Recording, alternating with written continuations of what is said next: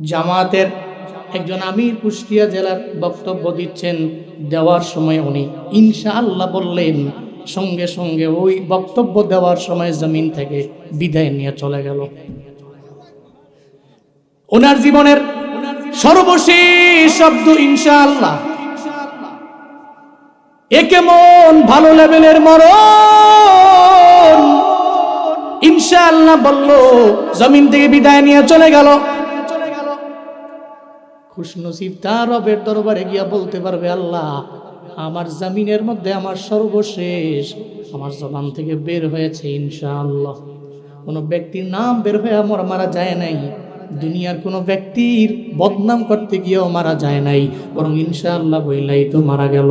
উনি জামাতের হোক, বিএনপির হোক, অথবা জাতীয় পার্টির হোক, যারই হোক, কিন্তু ব্যক্তি যদি মুসলমান হয় আর তার জবান দিয়া যদি জীবনের শেষ মুহূর্তে বের হয় আল্লাহ, ওর জবান দিয়া যদি জীবনের শেষ মুহূর্তে বের হয় আমার নবীর নাম, ওর জবান দিয়া যদি জীবনের শেষ মুহূর্তে বের হয় আলহামদুলিল্লাহ, ওর জবান দিয়া যদি জীবনের শেষ মুহূর্তে বের হয় আল্লাহু আকবার, আমার কাছে মনে হয় ওর মরণটা ভালো।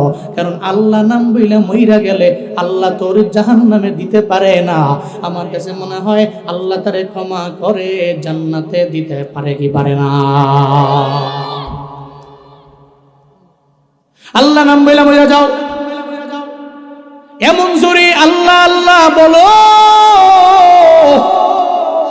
যদি ওই অবস্থায় মরণ হয় ইমানি মরণ, সুবহানাল্লাহ, জোরে পড়া যায় না, তাহলে ইমানি মরণ হয়ে যাবে। আর ইমানের বিনিময়ে এর ডেস্টিনেশন হবে আমার মাওলার জান্নাত। আল্লাহ পাক বলেন, বান্দারা ইমানটারে প্রায়োরিটি দাও, ইমানটারে প্রাধান্য দাও, আবার ইমানের পরে নেক আমলের লাইনে আগাও, তাহলে ইমান আর আমলের বিনিময়ে পাওয়া যাবে, মেলানো যাবে আমার মাওলার জান্নাত। ইমানের বিনিময়ে জান্নাত। ইমান নামক এটিএম কার্ডের পিন নাম্বার নিয়ে আগাও, দেখবে যেতে যেতে একটা জায়গায় গেলে পাওয়া যাবে এটিএম বুথ। ওই এটিএম কার্ডটা নিয়ে ওই বুথের মধ্যে ঢুকলেই তো টাকা পাওয়া যাবে, কারণ হাতে কার্ডও আছে, পিন নাম্বারও আছে। মনের যত আশা আছে সব আশা ওই বুথের মধ্যে গেলে পূরণ হয়ে যাবে। আল্লাহ কয়, ও গুলাম, তুমি ইসলাম নামক কার্ড নিয়া, ইমান নামক পিন নাম্বার নিয়া সিরাতুল মুস্তাকিমের লাইনে আগায়া যাও। মনে রাখবা, এর বিনিময়ে তো আমার আল্লাহ তোমার জাহান্নামে পাঠাবে না। আল্লাহর ওয়াদা, এর বিনিময়ে এর এই পথের লাশ মাথায় গেলে দেখবা ওই জায়গায় জান্নাত রেডি। এর মানে দুইটা গুণের বিনিময়ে তুমি জান্নাতি, ঘোষণা আমার না, চিল্লা বলেন ঘোষণা কার? এই জন্য মুমিনের কাছে ঈমান বড় দামি।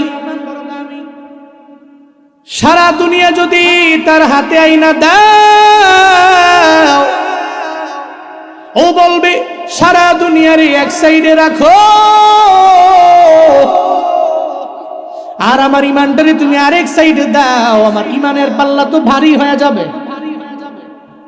সারা দুনিয়া একদিকে, ঈমান আর একদিকে। জন্য মুমিনের কাছে ঈমান বড় দামি। সম্পদ দামি না, দুনিয়ার মোহ বড় দামি না।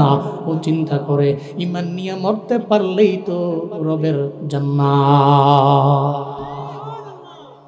এই জন্য মুমিনেরা চিন্তা করে, আল্লাহ আল্লাহ বলতে বলতে যদি হয় আমার মরণ, ইনশাআল্লাহ বলে যদি হয় আমার মরণ, তাহলে তো আমার আল্লাহ আল্লাহ বইলা মরলেও জান্নাত। আল্লাহু আকবার। এই জন্যই মুমিন চিন্তা করে আমার জীবনের শেষ শব্দটা যাতে হয় আমার আল্লাহ। আমার এই জমিনের মধ্যে আমার জবান থেকে শেষ শব্দটা যাতে হয় আমার কালিমা আলহামদুলিল্লাহ, আল্লাহু আকবার, ইনশাআল্লাহ। এটা বইলা যদি মইরা যাও, তাহলে মইরাও তো বান্দার শান্তি। কারণ তুমি তো কোনো ব্যক্তির নাম বইলা মরলা না, কোনো দলের স্লোগান দিতে গিয়ে মরলা না। আল্লাহ নাম বলতে যাইয়া হঠাৎ করে স্ট্রোক করে তুমি মারা গেলা, এর মানে এর বিনিময়ে তো বান্দা তুমি জান্নাত পাইবা। আর এই মরণটাও তো সুন্দর মরণ হয়ে যাবে। আজকে আসার সময় দেখলাম জামাতের একজন আমির কুষ্টিয়া জেলার বক্তব্য দিচ্ছেন, দেওয়ার সময় উনি ইনশাআল্লাহ বললেন, সঙ্গে সঙ্গে ওই বক্তব্য দেওয়ার সময় জমিন থেকে বিদায় নিয়ে চলে গেল। ওনার জীবনের সর্বশেষ শব্দ ইনশাআল্লাহ। এ কেমন ভালো লেভেলের মরণ! ইনশাআল্লাহ বলল, জমিন থেকে বিদায় নিয়ে চলে গেল। খুশনসিব তার রবের দরবারে গিয়া বলতে পারবে, আল্লাহ আমার জমিনের মধ্যে আমার সর্বশেষ আমার জবান থেকে বের হয়েছে ইনশাআল্লাহ।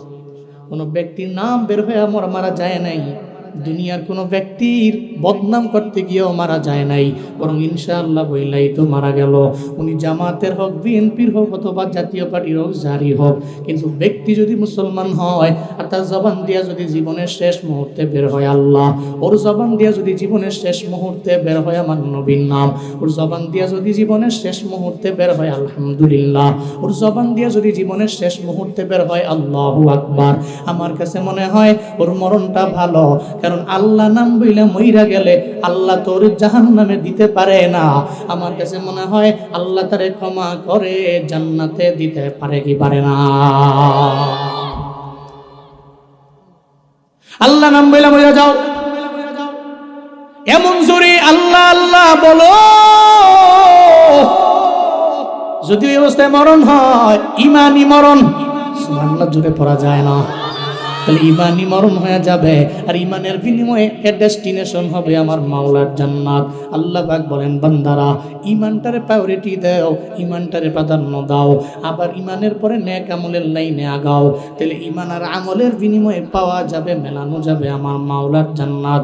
ওই যে রাবেয়া বসরির এক ঘটনা আর তার 3-4 টেনশনের বিষয়ে জানলেই তো বোঝা যায় রে বাবা ইমানের কি পরিমাণে দাম, ইমানের কি পরিমাণে দাম। হযরত হাসান বসরি রহমতুল্লাহ আলাই, এমন কোন মানুষ নাই, এই একজন ওলিয়ে কামেলের নাম শুনেন নাই? জগৎ বিখ্যাত একজন ওলিয়ে কামেল হযরত হাসান বসরি, ওনার একজন ছাত্রী ছিল, এই ছাত্রীর নাম হলো রাবেয়া বসরি। সুবহানাল্লাহ জোরে কয় না? রাবেয়া বসরি যেমন দামি, উস্তাদ যেমন দামি, ছাত্র তো এমন দামি হয়। উস্তাদ যেমন দামি, ছাত্রীও তো বড় দামি হবে। রাবেয়া বসরি একদিন হাসান বসরিকে প্রশ্ন করলেন, উস্তাদ আমার মনের মধ্যে খালি চিন্তা ঘুরে। প্রশ্ন করে নাকি হাসান বসরি বললেন, রাবেয়া তোমার আখলাক বড় সুন্দর, এই সুন্দর আখলাক দেখে আমি মুগ্ধ হয়ে গেলাম। আমি তোমাকে বিবাহ করতে চাই, বিবাহ বন্ধনে আমি তোমার সঙ্গে আবদ্ধ হতে চাই। এমন একজন নারী যদি আমার ঘরের মধ্যে থাকে, যেই নারী অন্যায় করে না, খারাপ ব্যবহার করে না, খারাপ আচরণ করে না, বেপরদায় চলে না, তাহলে ওই ঘরের মধ্যে রহমত থাকবে কি থাকবে না? এমন একজন দামি নারী। হাসান বসরি কয়, রাবেয়া তোমায় আমি বলি, আমি তোমার সঙ্গে বিবাহ বন্ধনে আবদ্ধ হব। তাইলে বিবাহ বন্ধনে আবদ্ধ হবেন, আমার 4টা টেনশন আপনি দূর করেন, এরপরে আপনার স্ত্রী কইরা আপনি আপনার ঘরের মধ্যে আমার নিতে পারেন। বলো না। উনি বলতে লাগলেন, নাম্বার 1 প্রশ্ন, আমার মনের মধ্যে টেনশন, আর এই শর্তটা মানা লাগবে আপনার। ও আমার উস্তাদ হাসান বসরি, আমায় বলেন না আমার মরণটা কি ইমানের মরণ হবে কি হবে না, এই ব্যাপারে আমি জানবার চাই। আমার মরণ কি ইমানের মরণ হবে কিনা? মনের মধ্যে আমার এই চিন্তা, ইমানের মরণ যদি আমার না হয়, তাহলে কবরের মধ্যে গিয়া তো আমার কবর জাহান্নামের গর্ত হয়ে যাবে। সারা জিন্দেগি লাগে আমি আমল করলাম, শেষ মুহূর্তে আমার ইমানের মরণ হলো না, তাহলে তো আমার কোনো দামও নাই, রবের দরবারে আমার কোনো দাম নাই। আমি সফল মরণ আমার হলো না, আমি জমিনের মধ্যে সফল একজন ব্যক্তি হয়ে কবরের মধ্যে যেতে পারলাম না। হাসান বসরি কয়, রাবেয়া রে, এমন এক প্রশ্ন তুমি আমারে করলা, আমার নিজেরই তো জানা নাই আমার মরণটা কি ইমানের মরণ হবে কি হবে না। কারণ হাসান বসরি তো এমন ওলিয়ে কামেল ছিলেন, এদের ভিতরে তাকওয়া ছিল আমার আল্লাহর। আর বর্তমান জামানে এমন পীরও আছে, নিজের অনেক এমন পরিমাণে এমন বড় পেট দাবি করে, কোনো একটা ব্যক্তি যাওয়ার পরে কয় তোমার নামাজ লাগবে না, রোজা লাগবে না, আমল লাগবে না, তুমি খালি আমার অনুসরণ কইরা খায়া যাও। মনে রাখবা, আমার অনুসরণ করলে আমি তোমারে পার কইরা পুলসিরাত পার কইরা জান্নাতের মধ্যে নিয়ে যাব। এমন ভণ্ড পীর আছে না না? কয় আমার দরবারে মুরিদ হও, নামাজ লাগবে না। হাসান বসরি কয়, রাবেয়া রে শুনো, আমারই তো কোনো বেল নাই, ইমান নিয়ে আমি মরতে পারবো কি পারবো না জানা নাই, এই বিষয়ে আমি জানি না।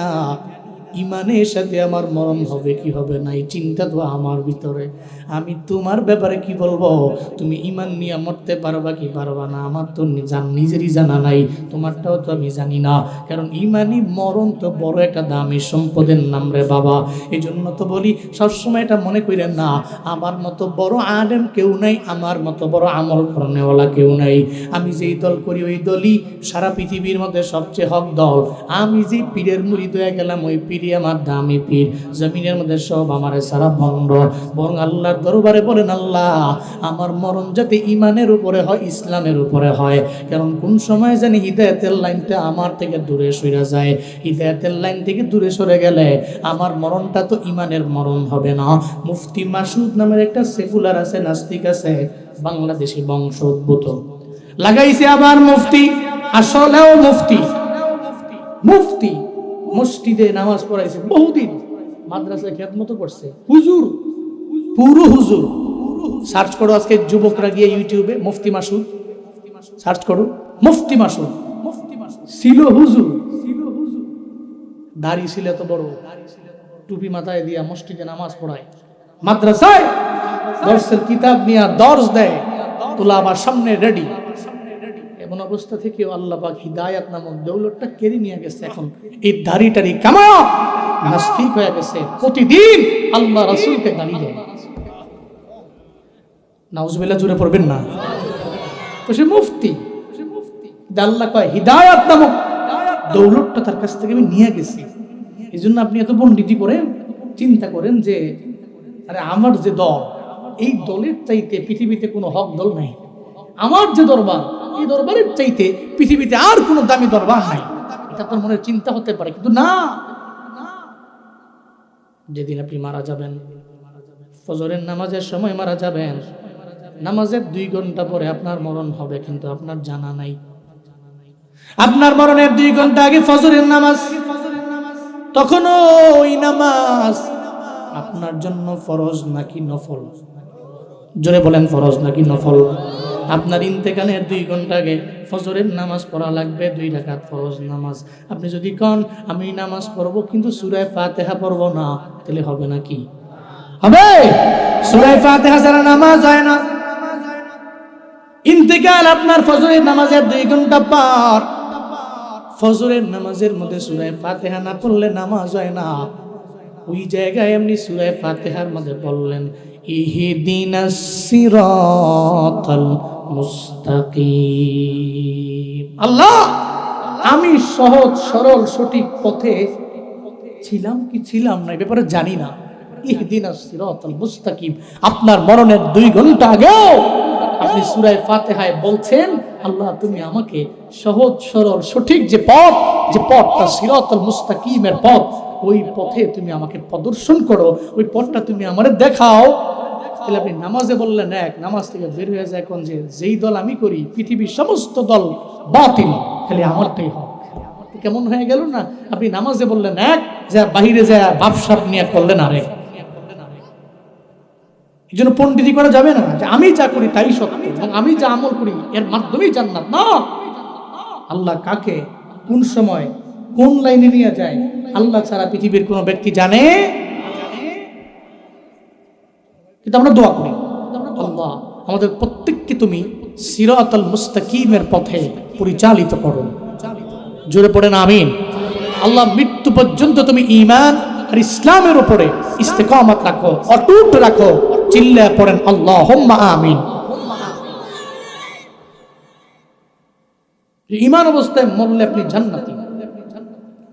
ঈমান নিয়ে মরে গেছেন, আমল করছেন, এই গুণের কারণে আপনি জান্নাতি। খায়বারের যুদ্ধ, সে যুদ্ধে হযরত মুহাম্মদ সাল্লাল্লাহু আলাইহি ওয়াসাল্লাম উনি লিডার ওই যুদ্ধের ময়দানে গেলেন, তাবুও গাড়লেন। মদিনার নবী একটা তাবুর মধ্যে আমার নবী আশ্রয় নিলেন। অন্যান্য সব সাহাবায়ে কেরামেরা রাতের বেলা বের হয়ে ঘুরতে লাগলো। একটা রাখাল ঢুকে গেল হঠাৎ করে, ইহুদিদের রাখাল। সাহাবীদের সাথে মুলাকাত, এই সাহাবীরা, তোমরা যে আসছো খায়বারের প্রান্তরে যুদ্ধ করার জন্য, তোমাদের লিডারের সাথে আমি মোলাকাত করতে চাই। রাখাল বলে, তোমাদের লিডারকে, তোমাদের নেতাকে আমি মোলাকাত করব। যখন সাহাবায়ে কেরাম বলে, ইহুদিরে, ওই যে দেখো না ছোট্ট সাধারণ একটা তাঁবু দেখা যায়, ওই তাঁবুর ভিতরেই আছে আমাদের লিডার, আমাদের নেতা, আমাদের নবী মুহাম্মাদুর রাসূলুল্লাহ। চিল্লায় পড়া যাবে কি মারহাবা। ইহুদিকে আমি গরিব বলে মজা করলাম,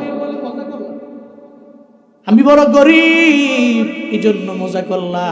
নেতারা বুঝি এমন তাঁবুর মধ্যে থাকে, মজা করলা নাকি আমার লগে? তুমি চিন্তাও করতে পারো না, আমাদের নেতা হলো ইসলামের নেতা, মুসলমানদের নেতা। আমাদের যারা লিডার হয় এরা হয় ইমামে আদেল, এরা আদালত কায়েম করতে জানে, ইনসাফ কায়েম করতে জানে, এরা সবার বেলায় সমতা বজায় রাখে। এদের প্রজারা যেন ঘুমায়, এরাও তো ওই জায়গার মধ্যে ঘুমায়। আমার দেশের ইন ফিউচারের লিডারেরা যদি আমার প্রজাদের কথা চিন্তা করে নির্বাচন করে, আল্লাহর কসম করে বলতে পারি, যদি 5টা বছর চালাইতে পারে, প্রজারা যেমনে বলে সেমনে মাইনা, প্রজারা যেমনে চলে সেভাবে চইলা, নিজের মতো না কইরা প্রজাদের কথা চিন্তা কইরা, দেশের কথা চিন্তা কইরা যদি দেশটা চালাইতে পারে, খোদার কসম করে বলে যায়, আমার দেশ 5 বছরের মধ্যে সোনায় ভরপুর হয়ে যাবে। ঠিক কিনা? এটা ইমামে আদেলের দ্বারা সম্ভব। মুসলমানদের নেতা হবে এমন, এরা হবে ইমামে আদিল, ন্যায় বিচারক। অন্যের বেলায় যা, নিজের বেলায় তা, প্রজার বেলায় যা, রাজার বেলায় তা। কিন্তু আমার সমাজের মধ্যে তো এর ব্যতিক্রম হয়, মাতবরে বিচার করে। কিরে মাতবর বিচার করো না? ধনির পোলার বেলায় কোনো বিচার নাই। ধনির পোলায় যদি কোনো অন্যায় করে, 2 আনাও বিচার করে না, 3 আনাও বিচার করে না, 1 আনাও বিচার করে না। ধনির পোলার বেলায় কথাই কয় না। আবার যদি গরিবের বেলায় কোনো অন্যায় করে, অপরাধ করে, ওই গরিবের পোলার বেলায় বিচার করে 16 আনা, ধনির পোলার বেলায় বিচার নাই। এমন মাতবর সমাজে আছে না? না। وَإِذَا حَكَمْتُمْ بَيْنَ النَّاسِ أَن تَحْكُمُوا بِالْعَدْلِ। চিল্লা বলেন কথা কার? আল্লাহ পাক বলেন, জমিনের মাতবরেরা, জমিনের মধ্যে তোমরা যখন বিচার কার্য ফয়সালা করবে, তখন আদালত করো, ইনসাফ করো। প্রজার বেলায় যা করো, তোমার বেলাও তা করো। একটা গরিবের বেলায় যা করো, ধনীর ছেলের বেলাও তা করো। কারণ এই সমতা যদি বজায় রাখতে পারো, ফায়দা হলো হাসরের ময়দানে যেদিন আরশে মুআল্লার ছায়া ছাড়া জমিনের মধ্যে আর কোনো ছায়া থাকবে না। আল্লাহ দিন মায়া করে বলবে, এই ইমামে আদেল, এই ন্যায় বিচারক, যাও যাও, তুমি আরশে মুআল্লার ছায়ার নিচে ঢুকে যাও। এমন হওয়া লাগবে মুসলিমদের নেতা। মদিনার নবী ছিলেন যেমন লিডার, আবার খলিফাতুল মুসলিমিন হযরত ওমর রাদিয়াল্লাহু আনহু ছিলেন যেমন লিডার। এমন কোন বান্দা নাই এই ব্যাপারে জানে না। অর্ধজানের খলিফা হযরত ওমর রাদিয়াল্লাহু আনহু। আল্লাহ পাক রব্বুল আলামিন তারে এমন দৌলত দিয়া দিলেন আমার আল্লাহ। উনি তো কালেমা পড়ার আগে ছিলেন জাহান্নামের কিনারায়, কালেমা পরে উঠে গেলেন জান্নাতের মিনারায়। আবার এত দামি হয়ে গেছে ওমর। আমার মদিনা নবী হযরত ওমরের ব্যাপারে জানায়া দেয়, আমার পরে যদি কেউ নবী হইতো তাহলে আবু বকর না, উসমান না, আলী না, আমার পরে নবী হইলে হইতো আমার ওমর। সুবহানাল্লাহ। বাড়ি যায় কই আরো জোরে চিল্লে আল্লাহু আকবার। আমার পরে নবী হইলে হইতো ওমর। কে সে? খলিফাতুল মুসলিমিন হযরত ওমর, অর্ধজাহানের খলিফা, এত পরিমাণে দামি। হযরত ওমরের একজন খাদেম ছিল, তার নাম ছিল আসলাম রাদিয়াল্লাহু আনহু। ছিলেন ওনার খাদেম আসলাম। বলেন, হযরত ওমর যেখানে যায়, ডানে যায়, বামে যায়, সামনে যায়, পেছনে যায়, সব জায়গায় আমি, কারণ আমি তার খাদিম। হযরত আসলাম বলেন, আমি খলিফাতুল মুসলিম হযরত ওমরের ব্যাপারে বলি, হযরতে ওমর তো এমন ছিলেন, উনি রাতের বেলা বের হয়ে যাইতেন, রাতের বেলা ঘুমাইতেন না। উনি মদিনার অলিতে গলিতে বিভিন্ন জায়গায় গিয়ে দেখতেন কোন কোন মানুষের কি কি হালাত। এটা দেখার জন্য খলিফাতুল মুসলিমিন একদিন বের হয়ে গেলেন, আমি ওনার সঙ্গে আছি। তাকে দেখলাম হঠাৎ করে অনেক দূরে একটা ঘর দেখা যায়, ওই ঘরের মধ্যে মিটি মিটি করে বাতিও জ্বলে দেখা যায়। আমি আর হযরতে ওমর আমারে বলল, চলো আমরা ওই জায়গার মধ্যে যাই। যখন আমরা গিয়া দেখলাম ওই ঘরের মধ্যে একটা মহিলা আছে, মহিলার কিছু বাচ্চা সন্তানেরাও আছে। মহিলাটা একবার ঘরে যায় আবার ঘর থেকে বের হয়ে যায়, একবার ঘরে যায় আবার ঘর থেকে বের হয়ে যায়। হযরতে ওমর যায় বলে, ও মহিলা, তুমি এমন কেন করো? আমায় বলো না কেন তুমি এমন করতে লাগলা? মহিলাটা হযরতে ওমরে দেখার পরে কয়, হযরতে ওমর, আপনারা তো বড় দামি, আল্লাহ আপনাদের এই বড় সম্মানের জায়গার মধ্যে আল্লাহ নিয়ে গেল। আমরা বড় গরিব, বড় অসহায়, আমরা বড় দুর্বল, চাইলেও তো মজার খানাও তো আমরা খাইতে পারি না। আমার সন্তানদের পেটে খাবার নাই, এদের চিন্তা করে করে আমি একবার ঘরের মধ্যে যাই আবার বের হয়ে যাই। হযরতে ওমর দেখে ওই মহিলার ঘরের মধ্যে একটা চুলার মধ্যে আগুন জ্বলতেছে আর পানি গরম করে। হযরতে ওমর বড় অবাক হয়ে গেলেন, কিরে মহিলা, তোরা কেন তুমি চুলার মধ্যে পানি গরম করতেছো? আমি বুঝলাম না, তুমি আমারে বলো না। মহিলা কয়, আপনারে কি বলবো দুঃখের কথা, আমার সন্তানগুলো একটু আগেও চোখের পানি ফালায় ফালায় কান্না করে আমার দরবারে আসছে। আয়েশা বলছে, মা পেটে ক্ষুধা, খাবার দাও। আমি তো এদের গর্বে নিয়েছি। আমি এদের কথা শোনার পরে আর নিজেকে ধরে রাখতে পারলাম না। আমি তখন সঙ্গে সঙ্গে একটা পাতিলার মধ্যে গরম পানি বসায় দিলাম, এদের এতটুকু বুঝাইলাম তোমাদের মা একটা খাবার রান্না করবে, এজন্য পানি গরম করে। এই চিন্তা করে এরা এতক্ষণ কাঁদতে লাগলো, এখন ঘুমাইয়াও গেল। কিন্তু আমি মা তো মনে মানায় না, সন্তানের জন্য আমার চোখ দিয়ে ঘোরা ঘোরা পানি পড়ে। আমি একবার ঘরের মধ্যে যাই, আবার আমি ঘর থেকে বের হয়ে যাই, আবার ঘরের মধ্যে যাই, আবার আমি বের হয়ে যাই। খলিফাতুল মুসলিমিনের চোখ দিয়ে ঘোরা ঘোরা পানি।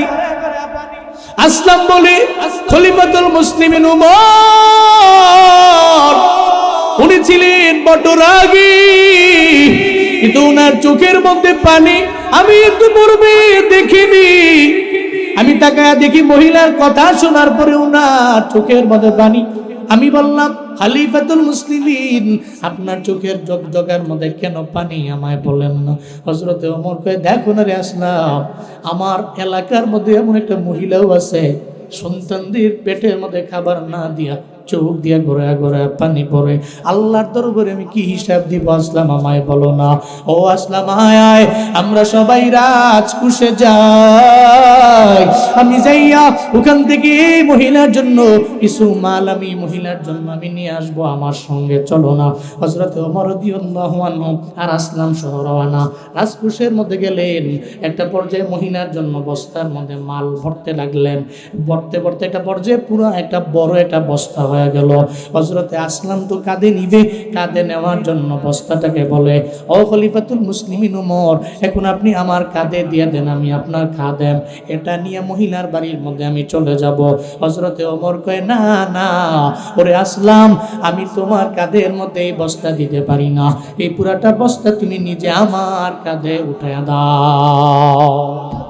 আর জোরে আল্লাহু আকবার।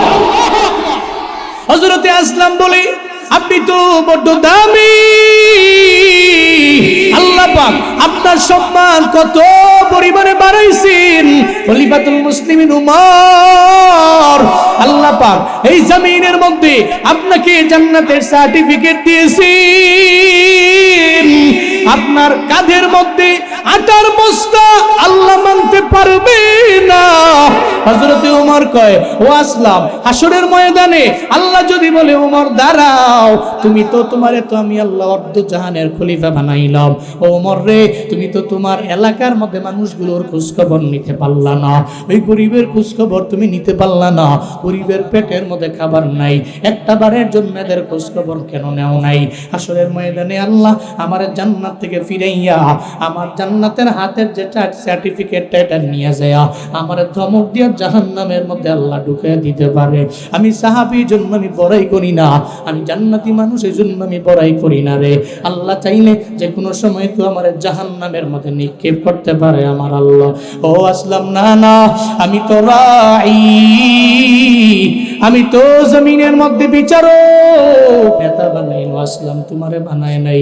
তুমি তোমার কাঁধের মধ্যে নিও না, তুমি বস্তাটা আমার কাঁধের মধ্যে উঠায় দাও। খলিফাতুল মুসলিমিনের কাঁধের মধ্যে বস্তা উঠায় দিল হযরতে আসলামকে। এরপরে আমরা রওনা হয়ে গেলাম। খলিফাতুল মুসলিমিনের কাঁধে বস্তা লইয়া মহিলার দরবারে যায়, কয় মহিলা আমারে ক্ষমা করে দাও, আমারে মাফ করে দাও, সময় মতো তোমার দরবারে আমি আসতে পারলাম না, আমি তোমার দরবারে খাবারগুলো আমি সময় মতো আনতে পারলাম না। মহিলা কয়, এটা কি বললেন খলিফাতুল মুসলিমিন, আপনি তো আমার জন্য এত কিছু করলেন, আবার বললেন আমি করতে পারলাম না। হযরতে ওমর কয়, মহিলা তোমার রান্নাঘরটা কোথায়, ওই জায়গায় আমার একটু নিয়ে যাও। যখন খাবারগুলো নিয়ে উনি নিজেই রান্নাঘরের মধ্যে চলে গেলেন। সুবহানাল্লাহ জোরে কয় না। মহিলা কয়, আপনি না, রান্না করব আমি, যান আপনি এই জায়গা থেকে। হযরতে ওমর বলে, আমি এই জায়গা থেকে যাব না, বরং রান্না আমি নিজেই করব। তোমার সন্তানদের ঘুম থেকে জাগাও, একটু পরে এদের জন্য খাবার রেডি হবে, এদের মুখের মধ্যে খাবার দিব আমি ওমর। রান্না করতে লাগলেন নিজেই। মহিলা পাশেই বসা, হযরতে ওমর নিজে নিজে রান্না করতে লাগলেন। আসলাম রাদিয়াল্লাহু আনহু বলে, খলিফাতুল মুসলিমিনকে দেখলাম উনি রান্না করলেন, রান্না শেষ করলেন, এরপরে খাবারগুলোকে সুন্দর করে সাজাইয়া উনি ডাকলেন। মহিলাও আসলো, এবার মহিলার বাচ্চারাও আসলো।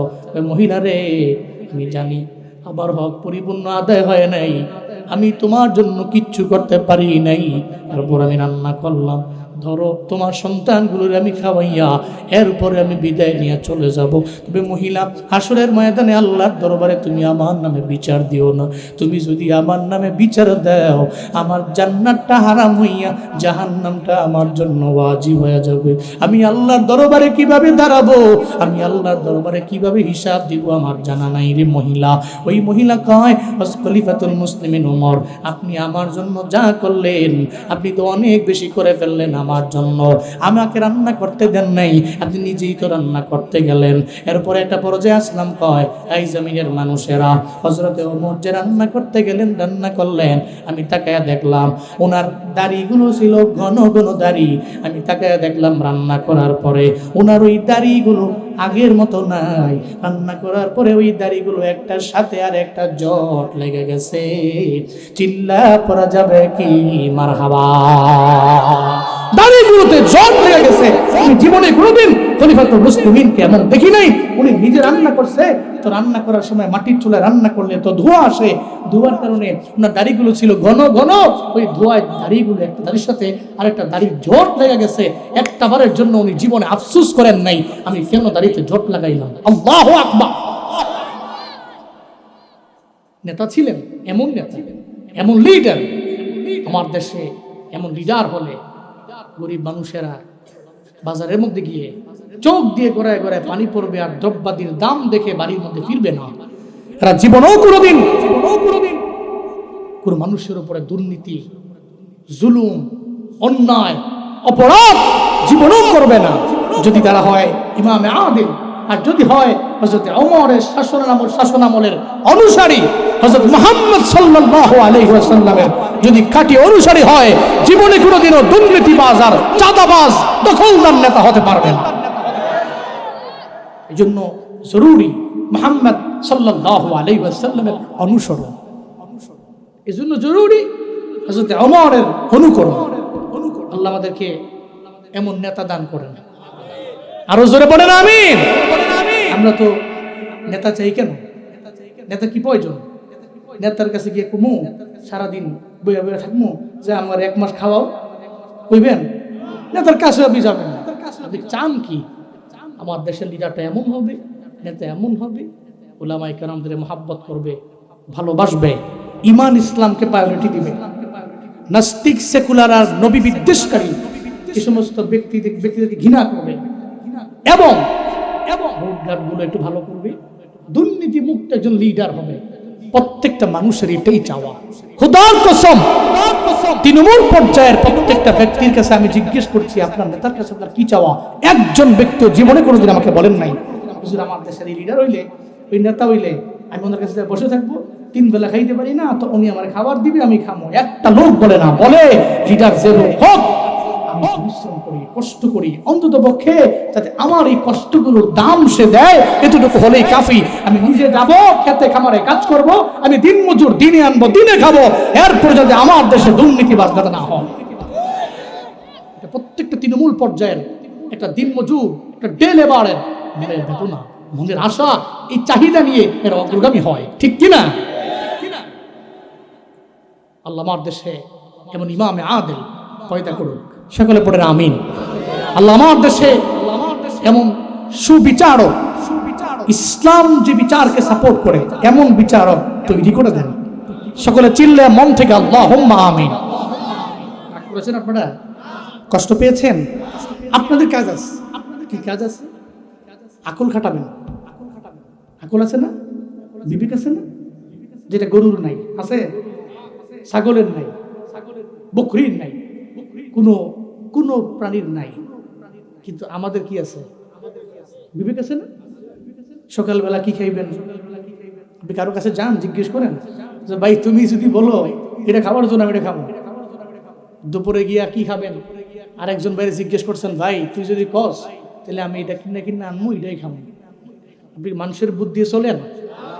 মাঝে মাঝে যে কোনো গুরুত্বপূর্ণ কাজে বুদ্ধি আনেন, কিন্তু খাইবেন কি, চলবেন কেমনে? আপনি চিন্তা করেন যে দূর ফলের বুদ্ধি ধনী হওয়ার চাইতে নিজের বুদ্ধি ফকির নিয়ে যাবো, এইটাই পাবেন, ঠিক কিনা?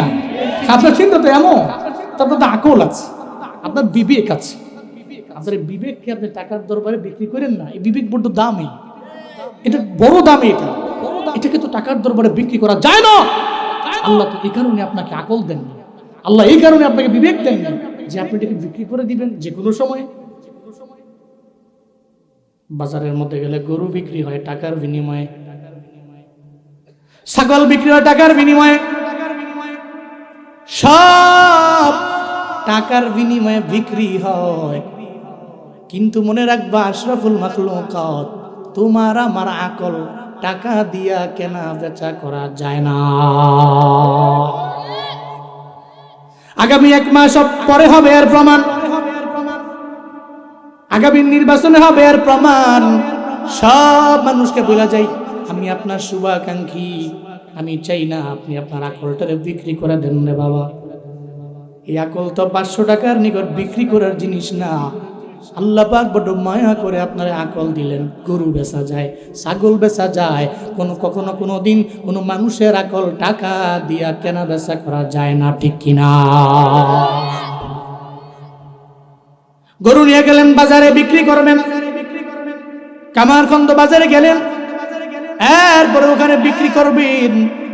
কিরে গরুর দাম কত? কয় লাখ টাকা। কয় দিব আমি 80,000। কয় হবে না। দেওস না গরুটা কি মোটা তাজা? কয় কত লাগবে? কয় 90,000। দাও, এরপরে গরুটা কিনা নিয়ে যাও। 90,000 দেয়, গরু কিনা লইয়া যায়। এরপরে ছাগলের বাজারে গেছে, কয় কি দাম কত? কয় 20,000। আমি দিব 15,000। কয় না হবে না, 17,000-এর বিনিময়ে আমি তোমার দিয়ে দিতে পারি। এর মানে গরু বিক্রি হইল 90,000-এ, ছাগল বিক্রি হয়ে গেল 17,000-এ। আশরাফুল মাখলুকাত কি পরিমাণে জ্ঞান হারা! ও তো গরুর চাইতে দামি, ছাগলের চাইতেও বড় দামি। ও বিক্রি হয় 1000 টাকায়, যে 1000 টাকায় নিজের বিক্রি করে দেয়, ওর মতো বোকা জমিনের মধ্যে আর কেউ হতে পারে না, ঠিক কিনা? আর যদি মনে করেন আপনি গরুর চাইতেও দাম একটু কম, আপনার তো অন্তত পক্ষে 50,000-এ বিক্রি হয়ে, ঠিক কিনা? আর যদি কোন জানেন আমি ছাগলের চাইতে আমার দাম কম, তাহলে আপনি 5-10,000-এ বিক্রি হয়ে, যদি আপনি মনে করেন। আর যদি মনে করেন আপনি দামি, আপনার সম্মান আছে, আপনার আকলের দাম আছে, আল্লাহ বড় মায়া করে আপনাকে আশরাফ বানিয়েছেন, সমস্ত মাখলুকাতের আশরাফ। যদি মনে করেন আপনি খুব দামি, তাহলে বেচা হইয়েন না। ইনশাআল্লাহ আল্লাহ আমাদের কবুল করেন। আরো জোরে বলেন আমিন। আপনি একজনের কাছ থেকে নুন খাইছেন, চিরজীবন তার গুণ গাওয়া লাগবে। তার অপরাধে, তার স্পষ্ট অপরাধের সামনে চোখ রাঙ্গিয়ে কথা বলতে পারবেন না, ইম্পসিবল হয়ে পড়ো। চিন্তা করবেন যে ওই যে নুন খাইছিলাম, ঠিক কিনা বলেন? তা আমরা তো এই পাবলিক না, মুসলমানরা, কামারখন্দের মুসলমানরা আমরা সে পাবলিক না। আমি আমার আকলকে খাটিয়ে যেদিক যাবো সেদিকে। আমি বললাম না আমাদের এলাকায় একটা কথা বলে যে পরের বুদ্ধি দিয়ে দুনিয়ার চাইতে আমি নিজের বুদ্ধি ফকির নিয়ে যাবো, এটাই বলবো। তাও বলতে পারবো যে আমি আরেকজনের বুদ্ধি শুনি নাই, নিজের বুদ্ধিতে ফকির নিয়ে গেছি। আল্লাহ সবাইকে সহি সমঝ দান করুন। আর জোরে পড়ে না আমেন। রাগ করেছেন আপনারা? কষ্ট পাচ্ছেন নাকি আপনারা? আমি কারো কোনো দলের পক্ষে কইছি, বিপক্ষে কইছি? এটা আপনার উপর ছাড়ছে, বলার দায়িত্ব আমাদের। দ্য ডিসিশন ইজ ইয়োর্স, এটা আপনার, সিদ্ধান্তটা আপনি দিবেন। আল্লাহ কবুল করেন। আরো জোরে পড়ে না আমিন। হযরতে মুহাম্মদ সাল্লাল্লাহু আলাইহি ওয়াসাল্লাম তাবুতে আছে, মনে আছে নি? লাইন ছেড়ে যাবেন না, লাইনে থাকেন। বিভিন্ন জায়গায় ঘুরে ঘুরে আবার এনে আইব। হ্যাঁ হ্যাঁ, পুরা মনে আছে? মাশাআল্লাহ। ওনার নামে একজনে কোন মারহাবা, খুশি হয়েছেন না? মাশাআল্লাহ। ইহুদি রাখাল কয় যে এর লগে মুলাকাত করা দরকার। হযরত মুহাম্মদ সাল্লাল্লাহু আলাইহি ওয়াসাল্লাম তাবুর ভিতরে সমস্ত মুসলিমদের লিডার উনি আছেন। ইহুদি রাখাল ঢুকলেন, যে বলতে লাগলেন, আর ইউ লিডার? হ্যাঁ আমি লিডার মুসলমানদের। হ্যাঁ, এত মনে মনে অবাক।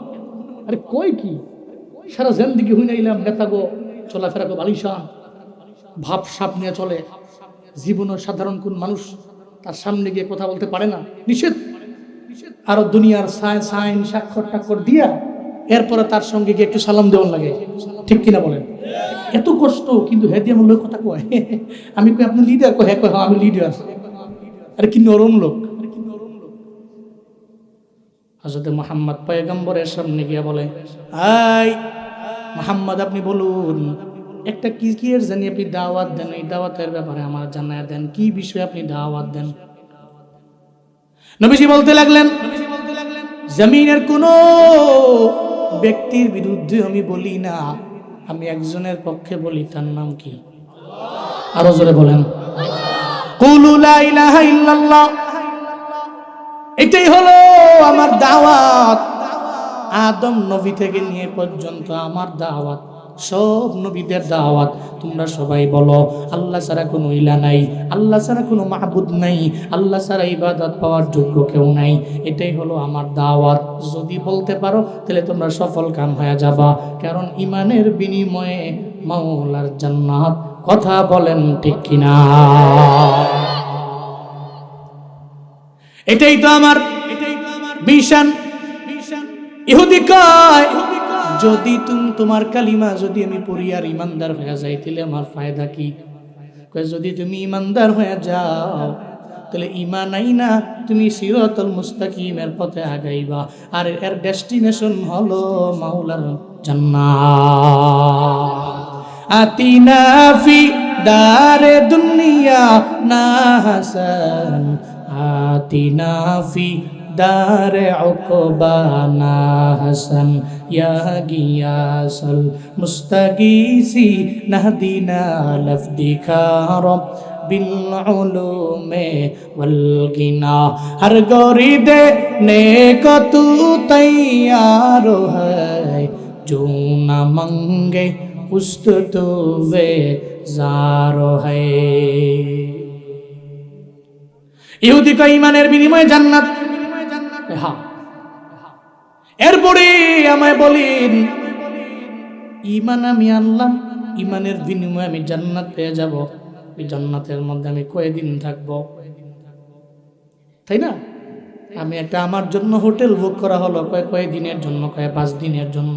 আমি যত বড় দামি লোক হই না কেন, 5 দিন পরে বলবে 12টার সময় আপনার চেক আউট, ঘাট দুটা ধাক্কা দিয়ে বের করে দিবে। বলা হবে এতটুকু করা যায়, আপনার মালগুলোকে লবির মধ্যে রাখা যায়, রিসিপশনের মধ্যে রাখা যায়, আপনার কোনো দামি হোটেলের মধ্যে নাই, কারণ 5 দিন পরে বুকও নাই, আপনারা বের করে দেওয়া হবে। কি হবে না? বলতে লাগলো ইহুদি, আমি যদি কালেমার বিনিময়ে জান্নাতে যাই, বলো মুহাম্মদ ওই জান্নাতে কয়দিন থাকবো?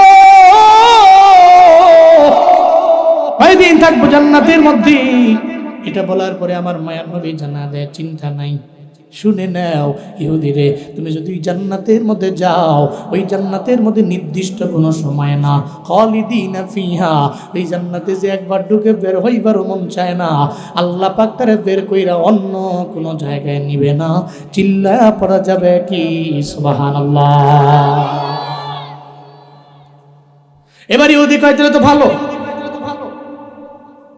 জান্নাত পামু, আবার উনি গেলে লম্বা সময় থাকতে পারবো, নির্দিষ্ট কোনো সময় সীমা নাই, ভালোই তো।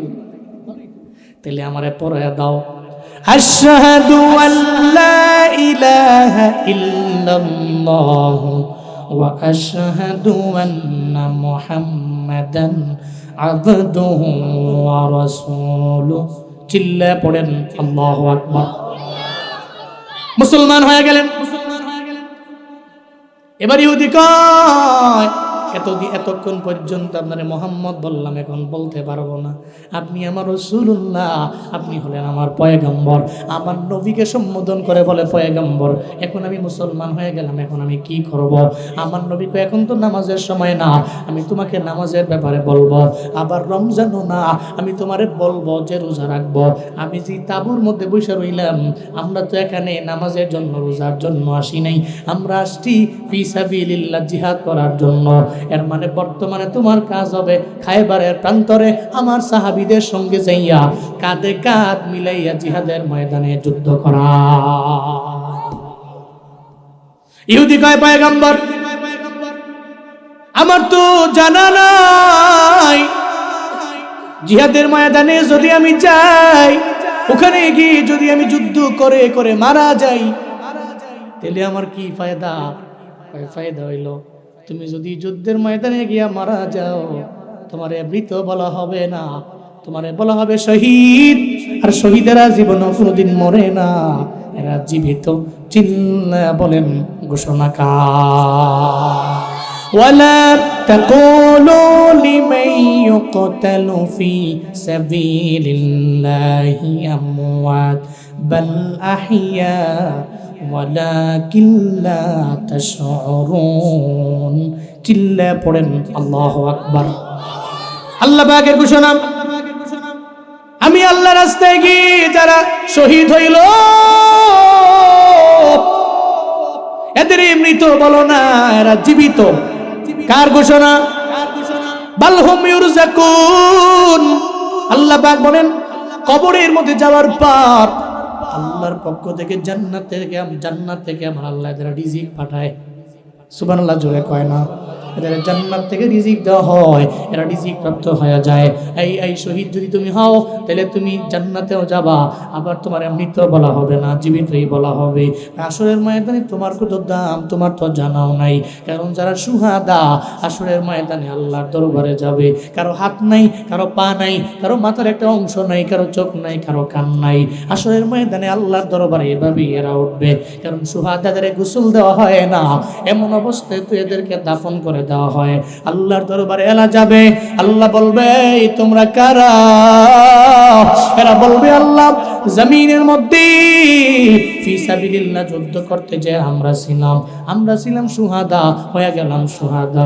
আল্লাহ গো, এই শহীদ অবস্থায় আজকে তোমার দরবারে আইলাম। আল্লাহ কয়, শহীদ রে, আমি আল্লাহর জন্য, দিন কায়েমের জন্য তুমি তোমার তাজা রক্তগুলো জমিনের মধ্যে বিলীন করে দিয়া গেলা। আমি আল্লাহ চাই না তুমি জাহান্নামে যাও, আমি আল্লাহ চাই না মিজানের দাড়ি পাল্লায় তুমি দাঁড়াও, আমি আল্লাহ চাই বেলা হিসাব তুমি জান্নাতে চলে যাও। আরো জোরে আল্লাহু আকবার। আমি আল্লাহ চাই না তুমি জাহান্নামে যাও, আমি আল্লাহ চাই শহীদ রে ফি সাবিলিল্লাহ যুদ্ধ করছো, এত পরিমাণে কষ্ট করছো রবের রাস্তায়, আমি আল্লাহ চাই না, আমি আল্লাহ তোমার দরবার থেকে হিসাব নিব, আমি আল্লাহ চাই না। আমার জান্নাতটা রেডি আছে, তোমার কোনো হিসাবও নেওয়া লাগবে না, তোমার জন্য কোনো মিজানের দাড়ি পাল্লাও নাই, তুমি এখনই যাও, আমি রবের জান্নাতে তুমি ঢুকে যাও। ইহুদি কয়, নবী তাহলে এর মানে আমি জান্নাতি হয়ে যাব? আমারে যদি পারমিশন দেন, আমি এই মুহূর্তে খাইবারে যাব, যুদ্ধ করে আমার রক্ত বিলীন করে দিয়ে আমি শহীদ হয়ে যাব। সুবহানাল্লাহ জোরে কয় না, আরো জোরে কয় না আল্লাহু আকবার। নবীজি বলতে লাগলেন, এই ইহুদি, তুমি যুদ্ধের ময়দানে যাবা, ঠিক আছে যাবা, ঠিক আছে যুদ্ধের ময়দানে যাবা, তোমার কাছে যে ছাগলগুলো আছে, এই ছাগলগুলো বকরিগুলো এগুলো তোমার মালিকানায় নাই, এটা যে কোনো একটা ইহুদির মালিকানায় আছে, এটা তোমার হক। ইহুদি তুমি যাবা, তবে আগে তুমি ইহুদির বাড়ি যাও, ইহুদির বাড়ির মধ্যে যাইয়া এই ছাগলগুলো দিয়ে আসো, ওখানে দিয়ে আইসা এরপরে যুদ্ধের ময়দানে তুমি যাইও। আমরা হইলে বলতাম যেহেতু দল সেইটা চলে আইসে, তাহলে যত সম্পদ আছে সব আঙ্গ জবাই দে আর খা। কথা বলেন ঠিক কিনা? দল ছেড়ে বসে আমগো দলে, এই আমগো জবাই কর।